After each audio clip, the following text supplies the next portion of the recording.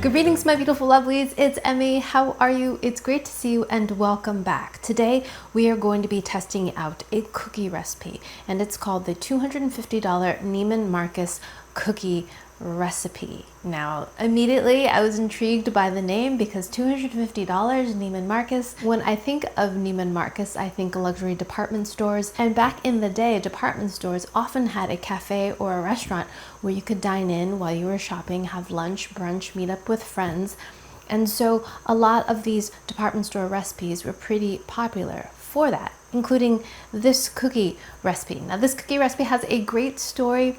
Apparently, as urban lore goes, a customer requested the recipe for these particular cookies, and the server told her that it would cost $2.50, thinking it was $2.50.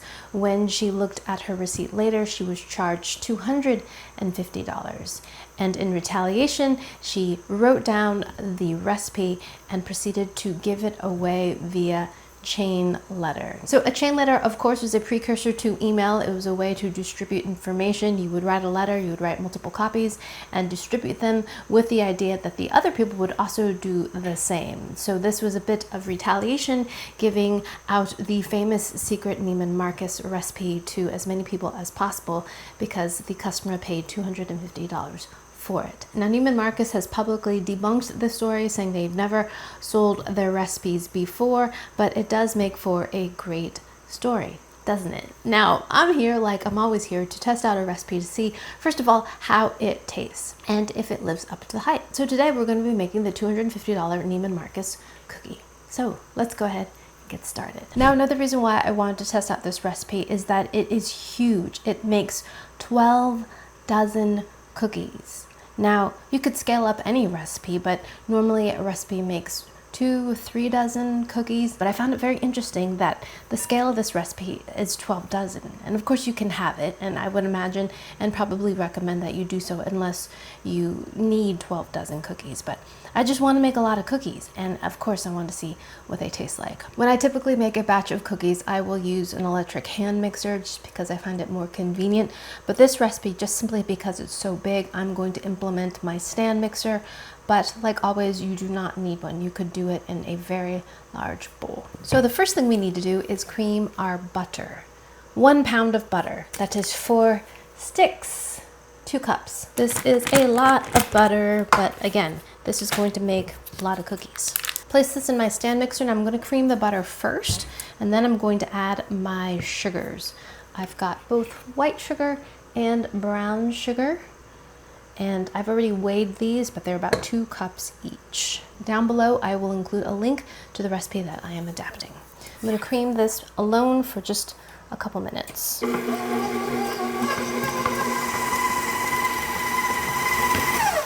Now I'm going to incorporate both my white and brown sugar.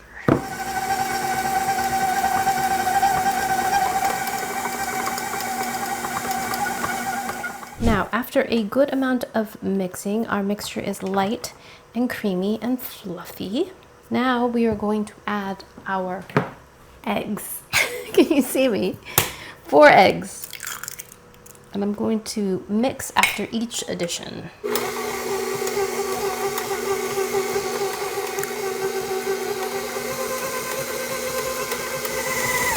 Next, 2 teaspoons of vanilla extract. Alrighty, that's pretty much it for our wet ingredients. So I'm going to set this aside for a second while we prep our dry. I've got 400 grams of AP flour, all-purpose flour, or about 5 cups of flour. When it comes to baking, I always love to weigh things. I find that it's the most accurate, but if you don't have a scale, then by all means use a measuring cup. So to my flour, I'm going to add some salt and baking powder. And equal amount of baking soda. Give that a little whisk. Mix everything together. And while I'm at it, I'm going to go ahead and coarsely chop 3 cups of walnuts. Lots of walnuts. If you don't like nuts or can't do nuts, by all means omit them. I think it will really change the texture though, because this is quite a large amount of nuts, but I know that there are a lot of people with allergies out there, so The recipe says to coarsely chop them. So I'm not gonna chop these too fine. So we have 2. I've also broken up a bunch of Hershey bars into big chunks. I've seen other recipes where it calls to grate the Hershey bars, which I tried to do, but it just was really painful. It took a long time.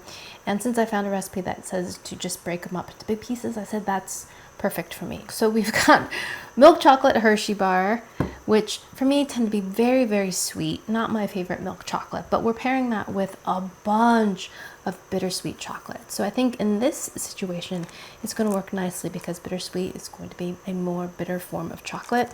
Dark chocolate. We've got a lot of bittersweet chocolate chips. So this paired with this, I think is going to be quite nice. And then we also have a bunch of oatmeal. Lots of old-fashioned oats in here. So you can already imagine this is going to be a chunky, kind of hearty cookie. So I'm going to swap out my paddles here because we're adding more materials.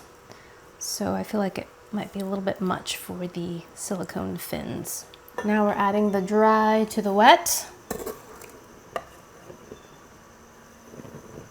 Seems a bit risky to dump it all in, but here we go. Now very gently work this in. Okay, very cool. This is not even fully incorporated, but we're adding our other ingredients, so it will all get cozy in just a minute. Next, we're adding our oats. Lots of oats. Oh my gosh. Nuts.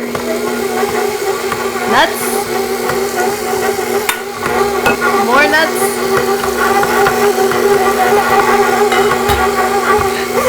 Oh no. Oh no, no, no. Okay, we're gonna stop. This is enough for the mixer. I think this is what the mixer is telling me. Alrighty, that was a lot of work. And we haven't even gotten everything in yet. Okay, the rest of the nuts, Hershey chocolate, and bittersweet chocolate. I think I'm going to stir this in first. I'm using a dough whisk here. It's good for this kind of a task. Wow, that's a lot of dough. Okay, now chocolate. Good grief. So I'm gonna just put them in batches so that it'll be easier to combine. Okay, I'm gonna continue mixing this and I will come back. Alrighty lovelies, I am back after adding all of the additions to the cookie dough, and my gosh, was it a lot of work. I know I said you could do this by hand, but be prepared for a lot of mixing. The dough is stiff and it gets stiffer as we add more of the chunkage, and you can see how big this recipe is. Like, look at this. It's quadruple the size of a normal batch. More than double. Yes, quadruple. Okay, now we're going to bake them. I've got my oven preheated at 375 degrees Fahrenheit, rimmed baking sheet here lined with parchment. And the recipe says to make golf ball sized balls. So I'm just using a ice cream scooper here, which I never use for ice cream. It's almost exclusively for making cookies. It's a great way to get your cookies nice and even. So I'm gonna pack the dough in there. For this pan, I probably can fit 6 or 8, 6 or 7, as my kids would say. They wouldn't say or, they would just say 6, 7. So I'm gonna roll these just a little bit.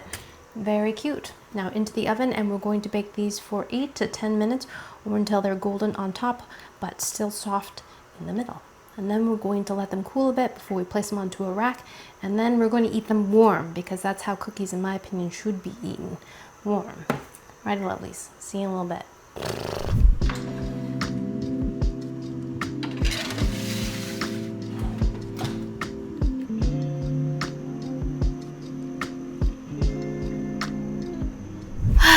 Alrighty lovelies, finally we have a batch of baked cookies. As you can see, I have many more batches left to go, 11 and a half to be exact. But for now, I have 6 beautiful cookies. They baked up beautifully. I use the glass technique. If you've never done this before, it's really simple way to get perfectly round cookies. It's simply an aesthetic thing. You don't have to do it, but it does yield a very pretty looking cookie, right? Nice and perfectly round. All you have to do is take a glass that's larger than the cookie, and when the cookies come out of the oven, place a glass on top. It could be a bowl, and then swizzle the warm cookie around the edges of the inside of the glass, and it will form a beautifully round cookie. But you have to do it while it's still warm so that it sets up looking like that. Gorgeous, right? So in my oven, these baked for 10 minutes, and they were slightly golden on the edges, a little bit on the top. The bottoms look lovely as well, full of chocolate. Let's go ahead and break it open. Oh yes, chocked full chocolatiness. Smells great. Let's go ahead and give it a taste. Here we go. Itadakimasu.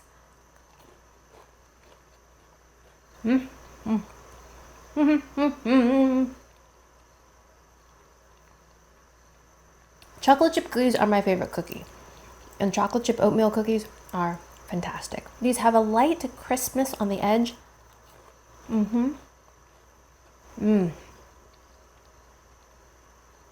Soft in the middle with a nice kind of chewy texture thanks to the oatmeal that's in there. There's a nice kind of bite to it. The chocolate is oozy and plentiful in these cookies, and I'm so glad that they stated to use bittersweet chocolate because it's not too sweet. I feel like it's perfectly balanced with that bitterness. And the sweetness of the cookie itself, very nicely balanced. I really love the texture. I also feel like the bittersweet chocolate makes it feel a little more sophisticated. Again, I think it's because it doesn't feel too sweet or taste too sweet. The edges are really nice. Lightly crisp, yet oozy and soft. Granted, these just came out of the oven, so the chocolate is nice and oozy, but doesn't taste raw or feel raw. It's not like a crumble cookie where I feel like it's underbaked. Really nice textures here.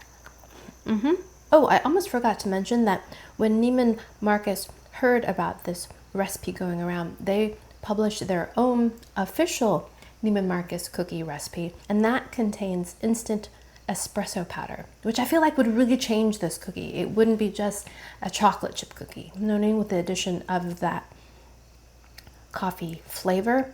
Although it might make it feel a little more elevated, might go well with the chocolate, especially if you use bittersweet chocolate. I believe that recipe used semi-sweet chocolate.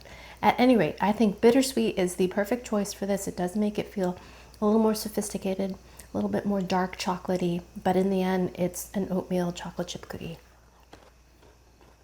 A really good one. Also, if you don't like nuts, I would say try it with the nuts anyways, because I don't really notice them. I feel like they're more of a rich kind of component, a little bit of texture, but there's so much chocolate in here. I hardly notice the walnuts at all. It's just a little added texture and kind of a buttery flavor. Very buttery. And as you can see, this is a really massive recipe that makes a lot of cookies. I'll be freezing a lot of these, and I'll be baking a lot of them to give to friends. So I would recommend, unless you have a party or an event, to at least have this recipe. All right, my lovies, thanks so much for watching. I hope you enjoyed that one. I hope you learned something. Please share this video with your friends. Follow me on social media, like this video, subscribe, and I shall see you in the next one. Toodaloo, take care, bye.